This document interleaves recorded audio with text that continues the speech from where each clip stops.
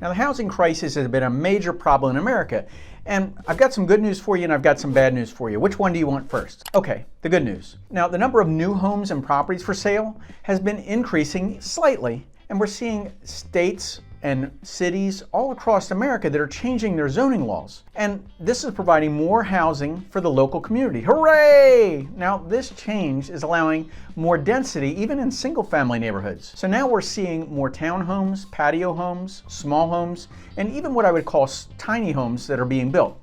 Now, if you consider places like Texas, where everything is bigger in Texas, there are communities of tiny homes that are being built. I mean, wow! Traditionally, neighborhoods would only allow for one house to be built per lot.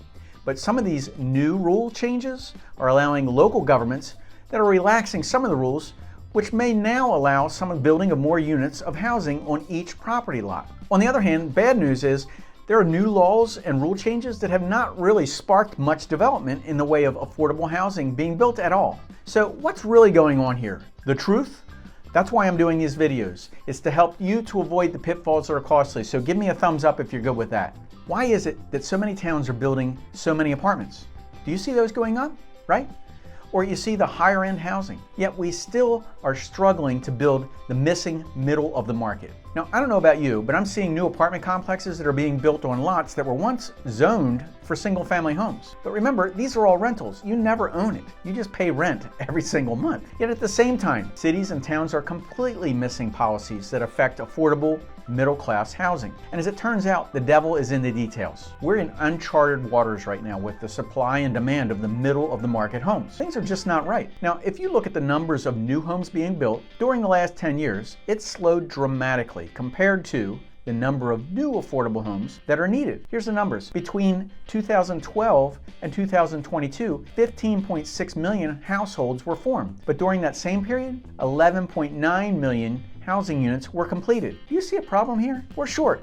Big time. Now, the housing market in the United States is short 6.5 million homes. Well, let's look at another number. Considering only single-family homes, the current rate of housing starts that are happening right now needs to triple the number of new homes that are being built. You have to do that for the next 5 years, every single year, just to keep up with the population demand. Triple the current construction, guys. Now, do you see any new construction going on where you are? Comment below. I want to know what's going on with those home price points, and I'm just really curious. Now, there's a big imbalance between the number of houses for sale and those at the middle price points and the number of people who want to buy one of those. And that demand is not going to change. Until we have a surplus of supply, this housing crisis is not going to change. At this point, cities are changing the rules that allow more housing, but there are so many things that get in the way of affordable housing. Now, pretend that you're a housing developer. Now, you want to build a couple of mid-priced units for housing, and first off, it's one of the biggest challenges is to build an affordable house because the rising cost of land or the lot to build on. But let's just forget about that for a minute. Let's take that barrier away, and let's say that you've already paid for that land and you already own that buildable lot. Now, if you want to build, you could run into some additional problems and obstacles, and it'll keep your goal of building from happening. Now, inflation with the cost of materials and higher labor costs, you could also lose the efficiency of scale. And since you're only building just a few, you won't have that mass production, so you can't get volume discounts for lumber or materials. And conforming regulations, it's going to prevent you from getting permits for what you want to build. Let's say you live in a community where conforming homes are in that area. Now, you must meet the same as the surrounding homes, which are allowed in that area. Now, let's pretend that they have a maximum of, let's say, 1,800 or 2,000 square feet. Now, the new rule changes may state that you can build 2 units on this lot, but they're not allowing for these homes to be built bigger, which means that each unit would have to be smaller. So if you want to fit 2 units of housing on that same lot, each unit would have to be 800 or 1,000 square feet each. Problem is that many counties have additional zoning overlays which come with extra requirements, and that limits the minimum size that you can build so that you don't disturb the existing surrounding residents that are in that neighborhood. And don't forget the additional parking requirements and the additional building permits since you're building multiple units. But wait,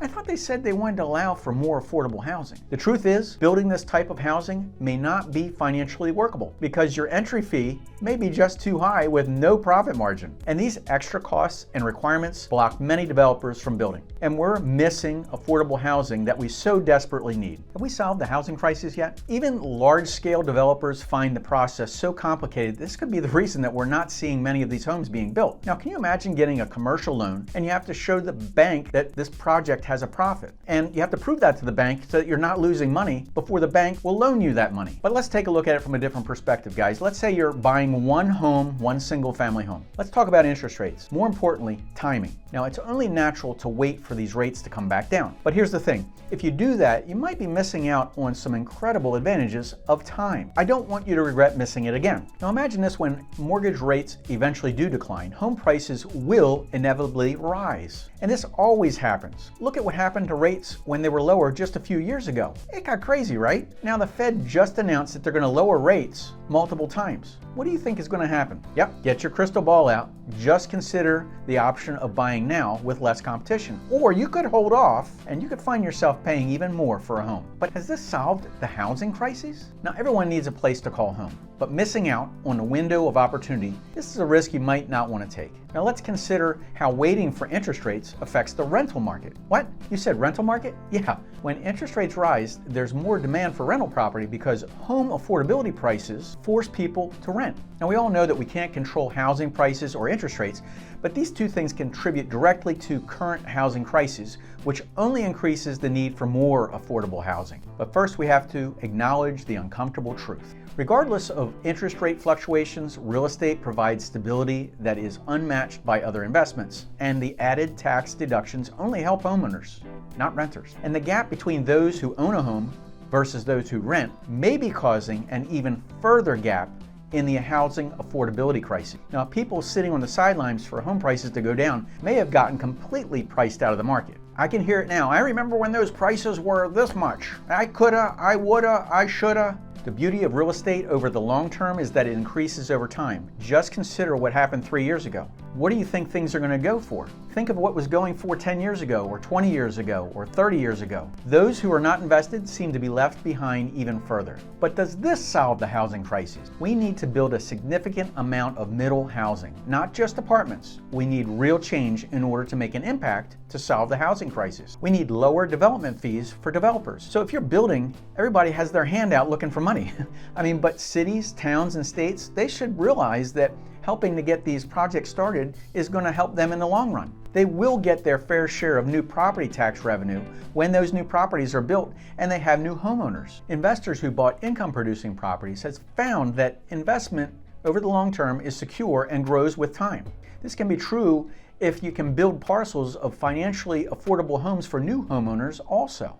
Otherwise, we will risk the divide between the haves and the have-nots growing even further apart. Educated investors know it doesn't matter what the interest rate is because real estate grows in equity over time and can provide passive income, monthly cash flow, and tax deduction. Should the rates drop, they can always refinance and secure a better deal because as soon as the rates drop, there's usually a buyer frenzy and the deals are not usually as good. And then you have bidding wars. But fixing the housing crisis, it is important. Back in the 1950s, entire communities were built with thousands of homes using mass production techniques, which made them cheaper and faster to build. Now, these houses were simple, unpretentious, and most importantly, affordable to the average worker's salary. Now, this became a symbol of the American dream as it allowed thousands of homeowners and families. We can do it again, but we need policy changes, fewer regulations, municipality support, and just because they allow to build it doesn't mean it will be built. So you also need special financing rules too. And we need to focus on building more small housing projects all across America.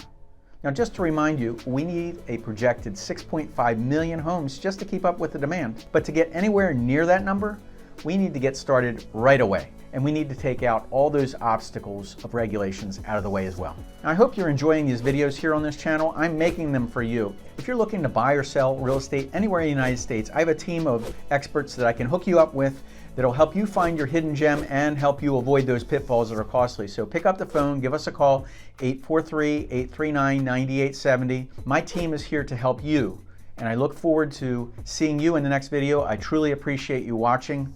Take care, guys.